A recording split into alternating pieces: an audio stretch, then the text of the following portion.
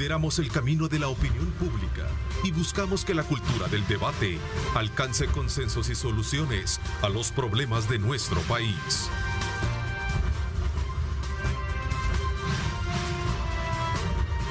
Diálogo con Ernesto López, edición especial. 6 de la mañana con 31 minutos. ¿Cómo están? Qué placer enorme estar con ustedes. Bienvenidos a una edición más de su programa Diálogo 21. A esta hora de la mañana queremos, como siempre, ya agradecer a nuestros buenos amigos que están conectados, que están pendientes de nuestra señal después de estar precisamente bien informados con William Aguilar y todo el equipo periodístico de Telenoticias 21, que por supuesto están al día ofertándoles a ustedes las noticias. Esta mañana, como ya es costumbre, saludar a nuestro panel del día viernes en esta edición especial. Bienvenido, Marvin, gracias por acompañarnos. ¿Cómo estás? ¿Qué tal? Buenos días, Ernesto. Buenos días a los contertulios. Un gusto estar con ustedes. Gracias también a don Ronald Umaña, gracias por acompañarnos. Gracias, Ernesto, por la invitación. Buenos días a los compañeros de panel y por sobre todo un abrazo fraternal para la teleaudiencia. Gracias, Julio Valdivieso, también, como siempre. Julio, gracias por acompañarnos. Gracias, buenos días, Ernesto, buenos días a los panel y a la Tania y a la audiencia que nos tiene la amabilidad de vernos. Bueno, este día Tania, por cierto, tuvo un compromiso de trabajo y en su ausencia hoy nos acompaña nuestro buen amigo Isaac Ortega también, que ha estado participando en nuestros debates anteriores donde teníamos precisamente a este panel en la que estaba Tania. Hoy nos acompaña también Isaac Ortega. Gracias, Isaac. Buenos días. Bienvenido. Buenos días, Ernesto. Un gusto. Buenos días a todos los compañeros, ahí a Julio, a Marvin y a Ronald.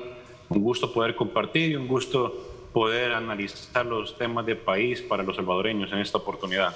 Pues bienvenido a este debate del día viernes. Qué interesante tenerte también con tus puntos de vista. Vamos a ver. Comencemos entonces. A ver.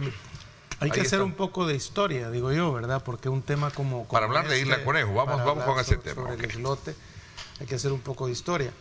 Fíjate que las escaramuzas entre El Salvador y Honduras datan desde el siglo XIX, es decir, recién después de que nos independizamos.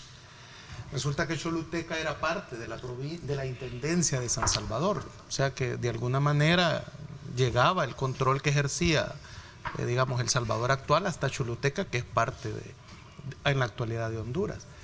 Pero por una visión cortoplacista de los sansalvadoreños, los padres fundadores que creían que el país era solo la capital, pues tuvieron que perder esa parte de Choluteca. Incluso había una parte de Olancho que se reportaba a la intendencia de San Salvador y que no quería unirse a Honduras.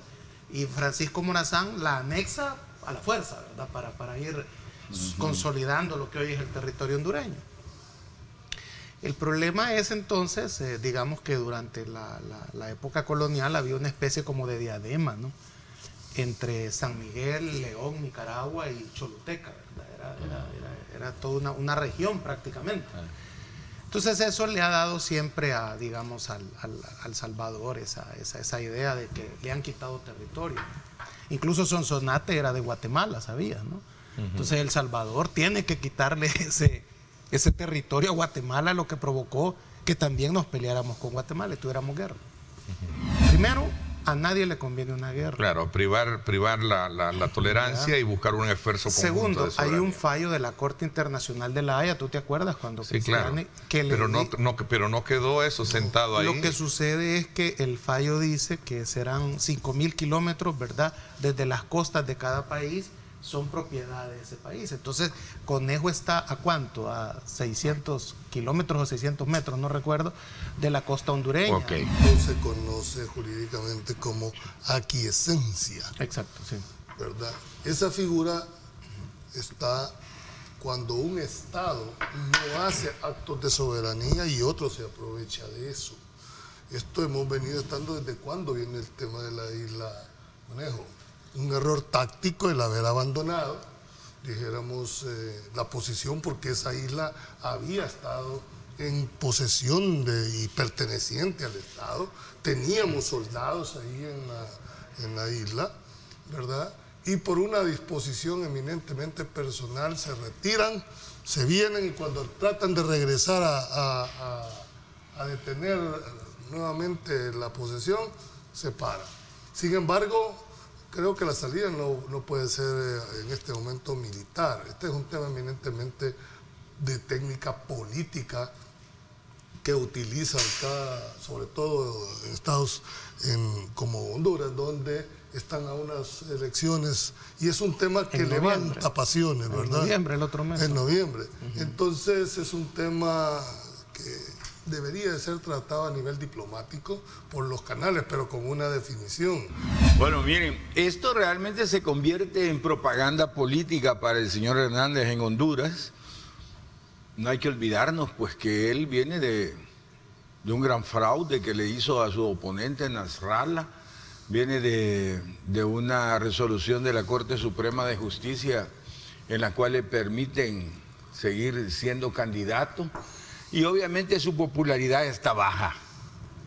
Y las elecciones son en 2 meses, si no me equivoco. El otro mes, ¿verdad?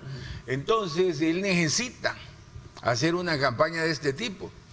El problema es que bueno... Él ya no va reelecto. Pues sí, pero su partido sí, ¿verdad? Es el alcalde de Tegucigalpa. Pues sí, él está ayudándole a su partido. El Partido Nacional. Claro. Pero ellos son los primeros en las encuestas. ¿Cómo? Son los primeros en las encuestas. Sí, y con esto quieren mejorar todavía, pero ¿a costa de qué? ¿Cuál fue el discurso del tipo este? El discurso de él fue que va a defender eso militarmente. Bueno, precisamente creo que todos coincidimos con el hecho de que esta fue una jugada política de parte de Juan Orlando Hernández. Si nosotros analizamos, también podemos ver de que los partidos que están en competencia ya están también incluso viendo cómo hacen alianza, ¿verdad?, para poder contrarrestar esa ventaja de la que mencionaba Marvin. Y realmente, Nacional, sí, me parece muy inteligente, me parece bien la reacción del presidente Nayib Bukele a la hora de tomarlo como lo que es, ¿verdad? Realmente a nosotros no nos interesan las reacciones políticas publicitarias, ¿verdad?, que puedan estar tratando de armar allá en Honduras, y la verdad es que no debemos de caer en provocación, no hay por qué entrar en ese dimes y diretes. Recordemos que el país también ha sido solidario con el pueblo de Honduras a través de las vacunas de COVID.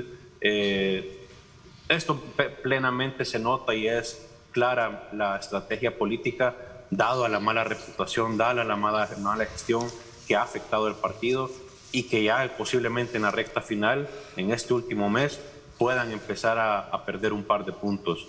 Creo que nosotros aquí en el país lo hemos tomado como lo que es, incluso la población, creo que al analizar esta amenaza, entre comillas, como se podría catalogar, tampoco hemos entrado en un pleito, ¿verdad?, entre hermanos hondureños con hermanos salvadoreños.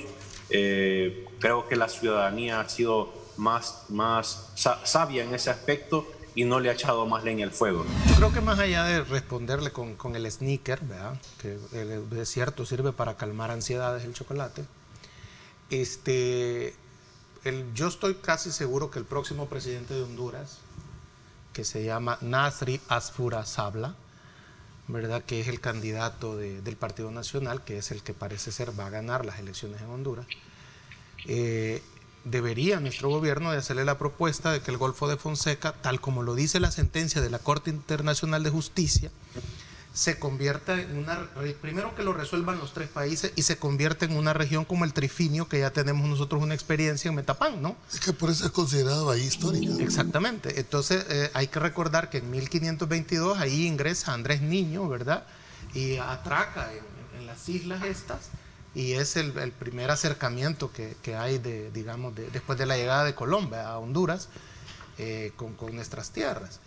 Entonces un trifinio en el Golfo de Fonseca es lo que más conviene, digamos, a esto. Están pensando en tambores de guerra en estos tiempos, cuando el país están más en una, digamos, en una visión más de unidad. Salir económica. Claro, de hecho creo que como complemento en el marco del bicentenario, el presidente hablaba de algo parecido de la unidad que debería de existir en Centroamérica y no de tambores de guerra, como usted bien lo está planteando. Sí, mire, si este es el momento de proponer zona de paz Centroamérica y eliminar todos los ejércitos y utilizar esa plata en la educación de los niños de Centroamérica y para erradicar la pobreza en Centroamérica. para la salud de los centroamericanos. No estar pensando en guerras ni cosas de ese tipo. Obviamente es propaganda política, pero hay que tomárnosla muy en serio. El planteamiento es que Centroamérica, como se ha sido concebida, incluso tanto que se ha peleado por una unión centroamericana con eliminación de barreras internas, se unió la Comunidad Económica Europea y en Centroamérica ni siquiera hemos podido eliminar los ejes de los camiones. Aquí hay una regulación para la carga, pero al nomás entrar a Guatemala cambia, es otra regulación. ¿Cuánto se tarda una persona en ir de aquí a Guatemala? ¿Y cuánto tiempo perdés solo en la frontera? Nos podemos imaginar cómo sería un mercado económico de más de 30 millones de personas para una inversionista o para un negocio comercial versus 6 o 5 que los puede representar individualmente hablando. Se habla mucho de la Unión Centroamericana, se habla mucho de eliminar las barreras, pero con este tipo de actitudes, lejos de acercar a esa aspiración, en realidad lo que hace, y yo no solo lo puedo interpretar como una mera propaganda política. Yo pienso que a pesar de la controversia que se ha generado, bueno, que el presidente de Honduras ha generado, el presidente Nayib Bukele ha mantenido la cordura. No creo yo que haya sido la respuesta. Está, como decía Ronald, yo creo que va en base justamente a lo que es el comentario. Si el presidente Nayib Bukele se pone más exquisito, ¿verdad? Quererle responder y querer plantear algo, es seguirle la corriente, es darle una oportunidad de réplica, ¿verdad? Y empieza un dime que diré a generar esa controversia en redes, y no es eso lo que se anda buscando. Precisamente creo que, tal como nosotros lo hemos analizado, es una estrategia política que realmente no nos interesa a nosotros. Mercados que son intocables, que no los puedes abordar. Hay ciertos temas tabú que no se tocan. Y más, simplemente la eliminación de fronteras, que es una voluntad política del Estado. Se trató de implementar el CA4, el paso libre con Guatemala, y al final las estructuras terminan. Pasamos ahora a conocer otro de los grandes temas, el presupuesto, que es otro de los grandes puntos de discusión hoy en día, sobre todo por las partidas que ahí se están planteando. Julio, comienzo contigo. Bueno, los presupuestos significa, dijéramos, cuál es la visión política de los estados frente a las necesidades reales que tienen los pueblos. Normalmente nuestra estructura presupuestaria ha sido un 80-20, es decir, hay un 80% que va para gasto corriente y un 20%, dijéramos, para los niveles de inversión. Normalmente los presupuestos solo se analizan por vía del ingreso, pero para hacer un análisis, dijéramos, de balance, hay que ver también la vía del gasto, porque podrás tener, dijéramos, como establece la Constitución, una proyección de ingresos, pero eso es un estimado, es lo que nosotros creemos que podemos obtener, pero lo que sí sabemos real es lo que vamos a gastar, eso sí se sabe, y tiene que haber como una mezcla entre uno y el otro. El endeudamiento que tienen los estados no son malos para mí, siempre y cuando definamos para qué nos endeudamos, por qué nos endeudamos. A mí no me extrañaría que nos endeudáramos, es más, me encantaría ver un país endeudado para educación, para la salud. Yo estoy claro, en honor a una objetividad, es que la mayoría de presupuestos por los últimos 30 años se han presentado de manera desfinanciada. Sin ningún presupuesto, deuda siempre. Siempre ha querido deuda, y de hecho lo tenés tú aquí. Lamentablemente, ahora no solo vas con un presupuesto de 4.000 millones, vas con un presupuesto de 8.000 millones de dólares. Ahora, la gran interrogante es cómo se va a financiar. Bueno, ese es problema del Ejecutivo, podrán decir uno, no problema del Legislativo, sí.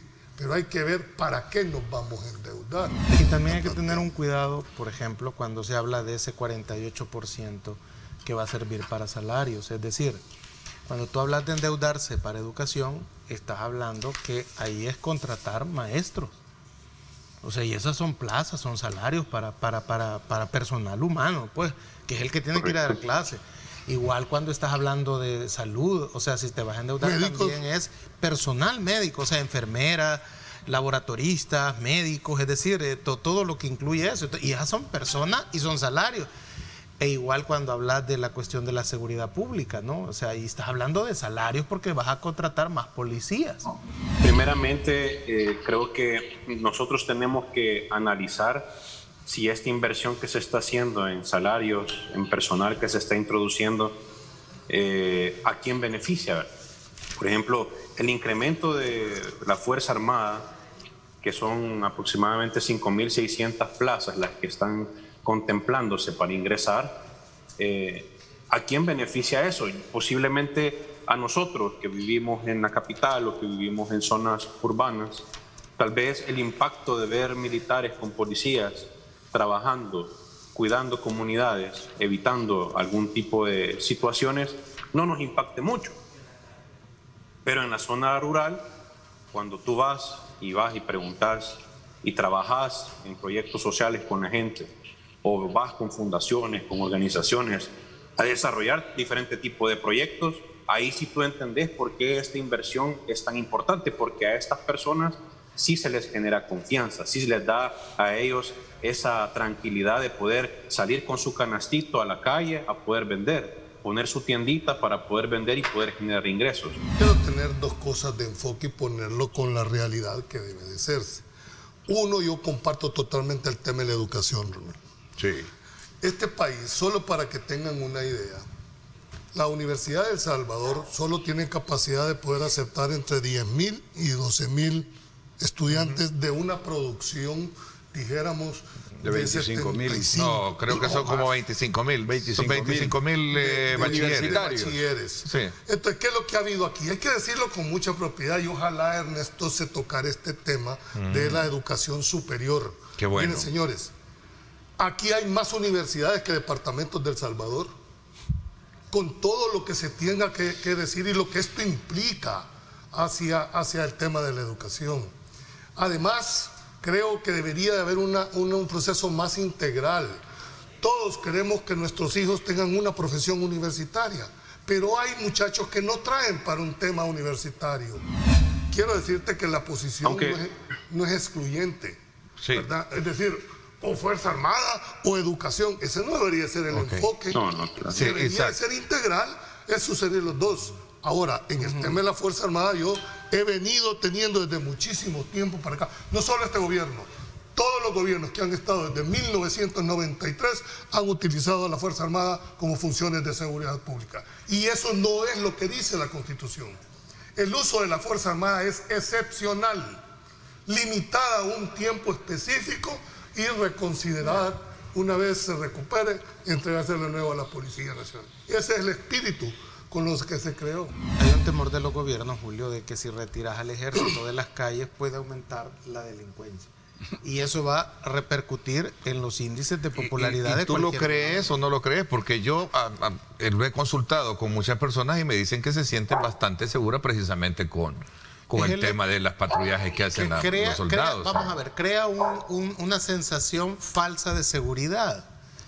Pero la crea, o sea, es decir, claro. No sé qué falsa, no veo un gesto que no estás de acuerdo, Isaac, te dejo ahí el debate con Marvin. Lo que pasa es de que digo falsa porque la realidad, lo correcto fuera que ya no necesitáramos esa presencia ahí para persuadir a los delincuentes. Ahora, yo quisiera agregar también un poco en el tema de educación, porque es uno de los temas que yo manejo un poco más, en el hecho de que si bien es cierto, es bien importante, ¿verdad?, que haya más acceso para jóvenes y para los adultos, ¿verdad?, que aún permanecen en capacitación y que entran en la universidad, que mis respetos para todos esos adultos ya mayores, ¿verdad?, que aún a sus 30 o 35 años deciden incursionar en una carrera universitaria. Realmente todos los organismos internacionales y todos los que manejan el tema de educación están de acuerdo de que donde debemos de invertir y donde los presupuestos de la nación se deben de invertir aún más es en la primera infancia. Ahora, yo diría, como lo planteábamos al inicio de esto, el tema de la educación no es tan fácil el abordaje, porque yo te hago la pregunta, Bueno, ¿y quién va a capacitar a quién? Yo entiendo que la educación primaria es vital, pero miren qué ironía de la vida. ¿Cuánto cuesta un kinder maternal, un kinder, y cuánto cuesta una universidad? ¿Cuánto gana un profesor universitario, entre comillas profesor, ¿verdad? Versus es más barata la educación universitaria que la enseñanza primaria, no digamos maternal. ¿Será eso, dijéramos, lo que el país requiere? Producir más profesionales sin una capacidad de absorción. Les voy a hablar en el caso de los abogados. Hay más de 40.000 abogados, hombre. Y se siguen produciendo cada vez. Así hay periodistas también. No hay capacidad de absorción. Sí. Entonces este muchacho termina trabajando en un call center, frustrado contra el sistema. Termina trabajando en algo que no es ni siquiera su profesión, en un Uber. Sí. Entonces esa frustración que tiene el muchacho es porque no ha tenido la adecuada orientación.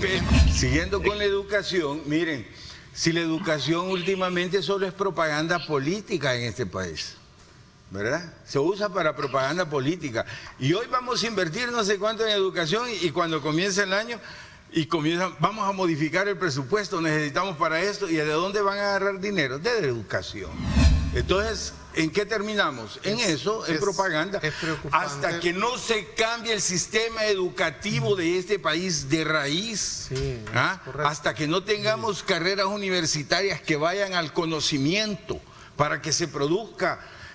Para que haya mucha mayor producción al interior del país, no vamos a poder absorber esos abogados que tú decís, ni ese montón de profesionales. Pero no solo eso, Ronald, es que yo te hablé de la carrera que yo profeso. Sí, pero igual otras. Igual están otras, o sea, no hay capacidad de absorción. Claro, porque no tenemos carreras de física, de química, de biología, esas ingenierías que son las que generan, ingenierías del conocimiento. Te lo voy a poner más fácil. Aquí perdimos los talabarteros.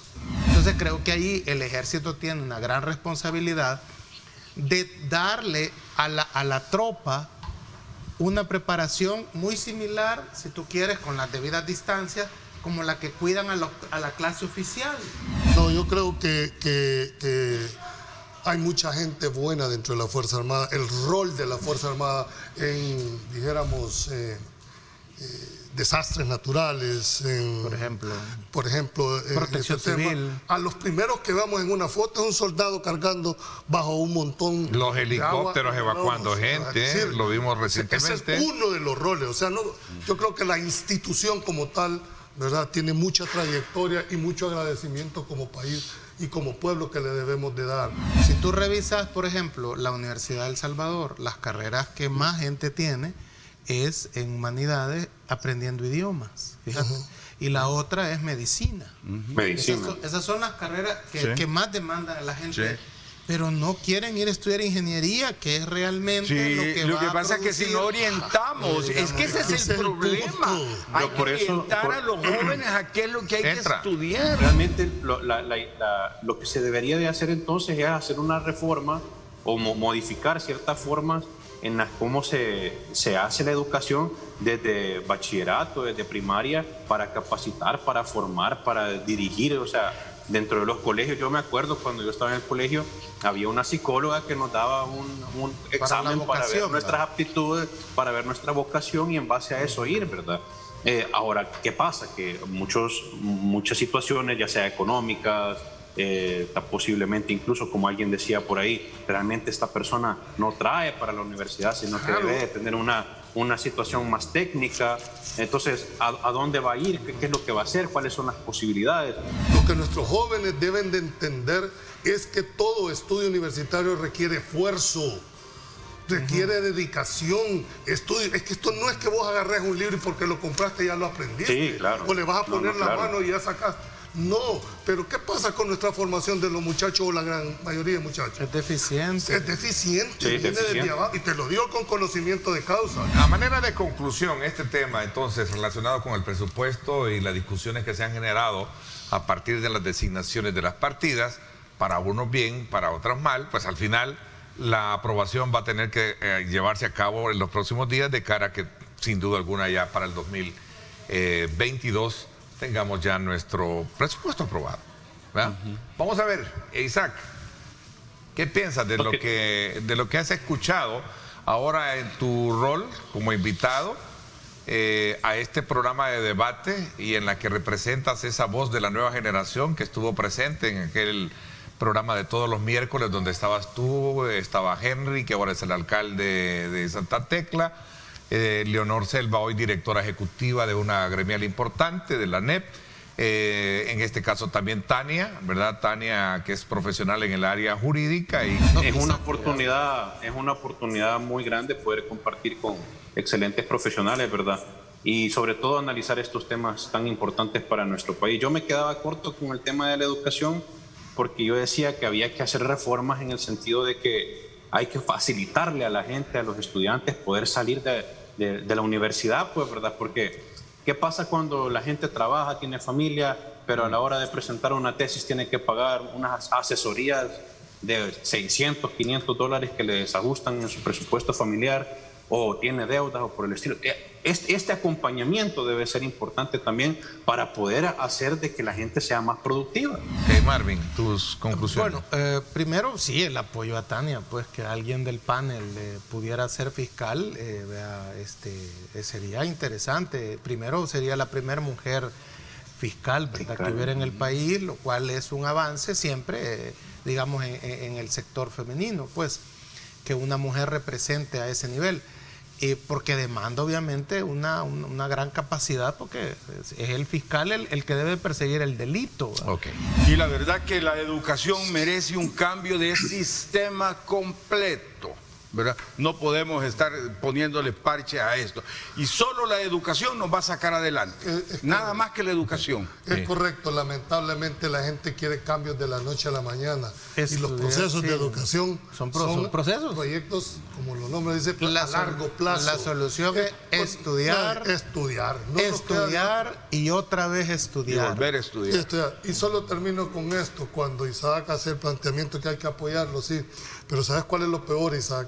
Cuando este muchacho cree que cuando se gradúa de la universidad le va a cambiar su vida, que va a pasar de la noche, y es peor, se frustra porque cuando sale al mercado laboral no haya nada de lo que ha estudiado. ¿Y a dónde termina? Entre el 60, manejando un Uber, termina en un call center, se estresa. Entre el 60 y el 70% de los profesionales trabajan en otra cosa y no en lo que estudiaron. ¿Qué productividad puede tener eso en el tema de la educación? Yo creo que esto nos debe llamar a reflexionar como sociedad. ¿Sí? Hay que hacer un llamado a la población también, ¿sí?, a siempre seguir utilizando la mascarilla, el alcohol gel. Está duro. Acabamos de salir de un evento acá que nos ha es el país del mundo al revés. Sí. Y de verdad hay que tener todas las medidas correspondientes. Se amplía el decreto que prohíbe aglomeraciones. El sábado hay una marcha, o domingo. El domingo a las 8 de la mañana. Domingo a las 8 de la mañana, Parque Cuscatlán. No solo eso, tenés universidades que dan clase por colegios, internet, colegios cerrados, y tenés bebederos abiertos, chupaderos y tenés abiertos, discotecas abiertas. No, hombre, en realidad este país... Y estadios aglomerados. Full. Así como dice el licenciado Valdivieso. Gracias. Por mi parte, quiero agradecerles a nuestros panelistas de esta mañana, a Isaac, la voz de la nueva generación, también acá presente. Gracias con nosotros en la participación. Y a ustedes, amigos, que nos han sintonizado nuevamente, saludos especiales a todos nuestros buenos amigos de las agencias de publicidad. Muchísimas gracias por tomarnos como aliados estratégicos, y queremos este día también, a título personal, desearles muchas felicidades a cada uno de ustedes. Váyanse a disfrutar, tiren la casa por la ventana, lo tienen bien merecido. Y nos invitan, ¿eh? Saludos publicistas, gracias, pásenla bien, y como siempre recuerden lo más importante, amar a Dios sobre todas las cosas. Lideramos el camino de la opinión pública y buscamos que la cultura del debate alcance consensos y soluciones a los problemas de nuestro país.